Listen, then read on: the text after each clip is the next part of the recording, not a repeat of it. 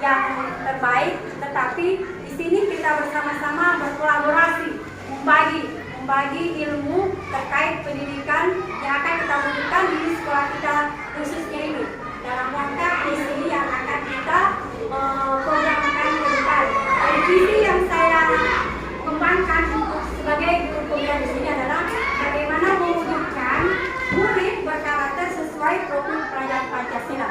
Nah, hari ini kita akan membahas materi tentang budaya positif atau ekosistem positif.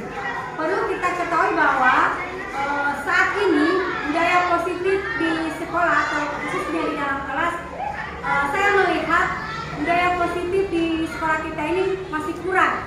Artinya budaya positif yang terbangun dengan sendirinya dari komunikasi siswa dan guru itu memang masih kurang. Makanya pada kesempatan ini kita bersama-sama berkolaborasi bagaimana menumbuhkan budaya positif di sekolah kita, khususnya di kelas kita masing-masing. Nah, sesuai pendapat dari pihak Dewantara dalam pendidikan kurikulum 2013 ini menekankan bahwa menurut Tiada Dewantara adalah pendidikan itu adalah kegiatan menuntun. Jadi menuntun di sini bagaimana siswa atau murid dari yang berkelakuan tidak baik menjadi berkelakuan baik. Jadi Tiada Dewantara itu dia memfokuskan bahwa kita sebagai guru itu adalah amo atau fasilitator, bagaimana kita menghambat kepada murid. Saat ini pembelajarannya masih berpusat kepada guru. Nah, Tiada Dewantara itu dia menekankan bahwa pendidikan itu harus berpusat pada murid dan murid. Artinya kita sebagai guru jangan menekankan hanya nilai akademiknya, tetapi bagaimana kita menuntun siswa, menuntun itu dalam arti berkolaborasi dengan murid, dengan orang tuanya, sehingga dia bisa berubah. Dan nanti ketika berubah dia bisa bermanfaat di lingkungan masyarakat. Nah, sebelumnya saya akan memberikan semacam perubahan. Jadi paradigma yang terjadi sekarang itu jauh dengan apa yang kita harapkan. Yang pertama, coba Bapak Ibu anggaplah tangan Anda itu, coba saya minta tangannya, coba dikepalkan. Kemudian coba bayangkan bahwa Anda menyimpan di dalam kepalan tangan ini adalah sesuatu yang sangat berharga. Artinya sangat berharga, kamu simpan. Artinya simpan dulu di sini. Nah, setelah disimpan, coba disimpan. Disimpan akan dilihat karakternya ibu. Coba disimpan. Coba dipikirkan, sudah dipikirkan. Apa yang ada di dalam kepala ini? Oh, kalau saya emas, harus simpan di sini. Tidak, tidak. Sekarang kita bermain dulu. Ini berhubungan dengan, jangan dilepas ya, karena ini adalah sesuatu yang rahasia, sangat berharga, tidak boleh ditahu oleh orang lain dan lain sebagainya. Sekarang, ketika kita sebagai guru, saya akan membujuk. Jadi anggap kalian adalah murid saya. Coba busuanmu, kamu dengar, ya. Jadi tahu apa yang berharga di situ. Sekarang saya tanya, Sodi, bisakah kamu membuka kepala tangannya untuk guru? Kan kalau kamu buka pasti guru kasih mainan atau guru saya kasih nilai. Bisa? Guru saya kasih handphone baru, mau? Mau? Ya. Kalau mau, coba buka. Buka. Kalau mau, buka. Oke. Sekarang Muhas.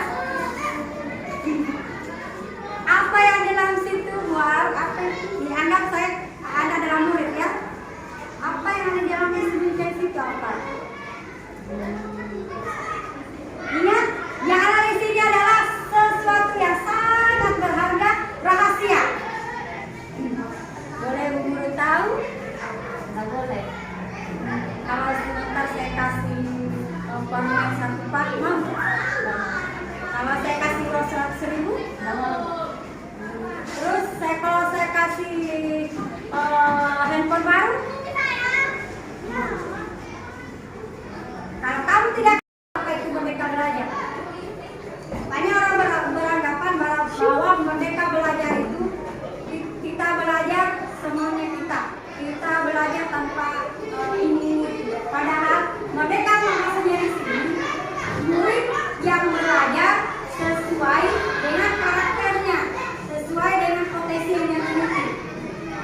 kita memaksakan guru nilainya harus begini, padahal kita harus melihat dari karakternya anak.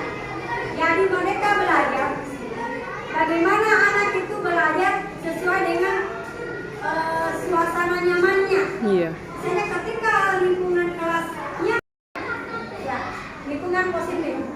Pertama, ketika peraturan kelas atau kesepakatan yang kita buat seperti itu, maka dengan sendirinya nilai positifnya dalam diri siswa itu akan muncul dengan sendirinya. Nah, kesepakatan yang dibuat ini itu bukan dari saya, tapi dari murid.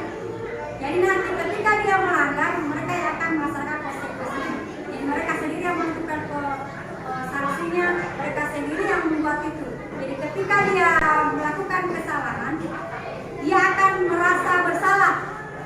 Kalau saya membuat peraturan, ujungnya saya yang mengingkari, kan seperti itu. Jadi ada muncul apa? Saya akan buat dan lanjut. Jangan lupa dikat-kat.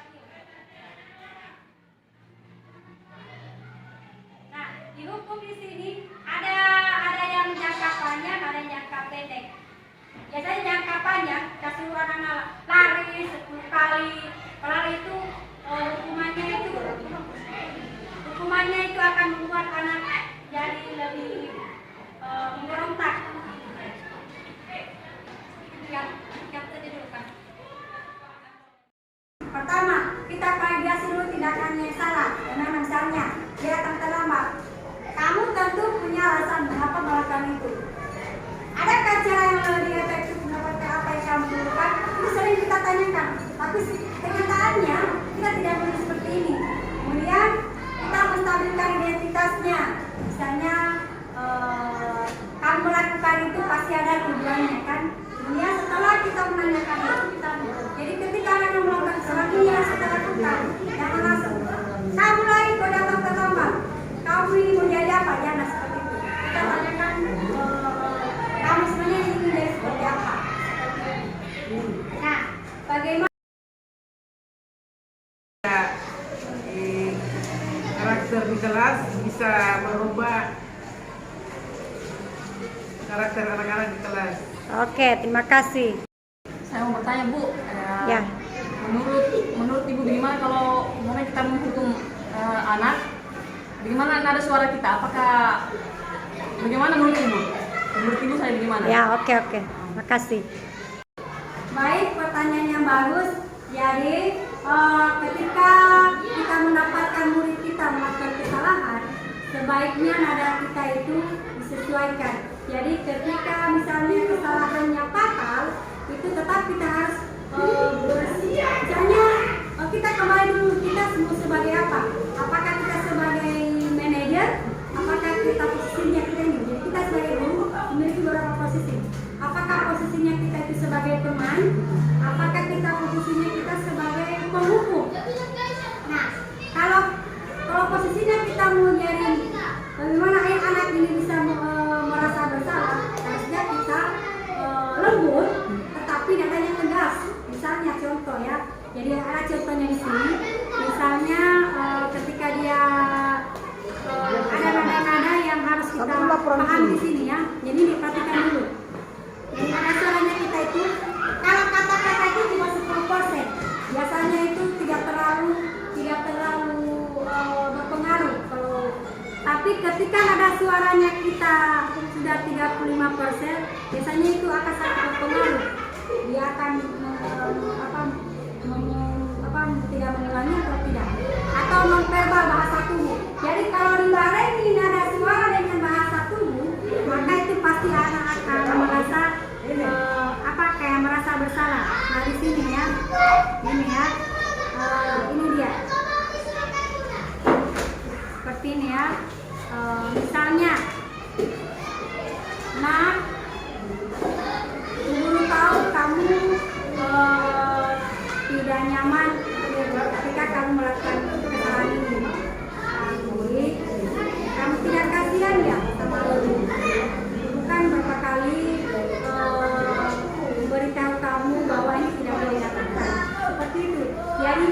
ketika dia mendengar itu, anak akan merasa ibu sebenarnya kayak dia marah, tapi suaranya masih lembut. Ada dalam hatinya sebenarnya kayak sudah marah, tapi dia usahakan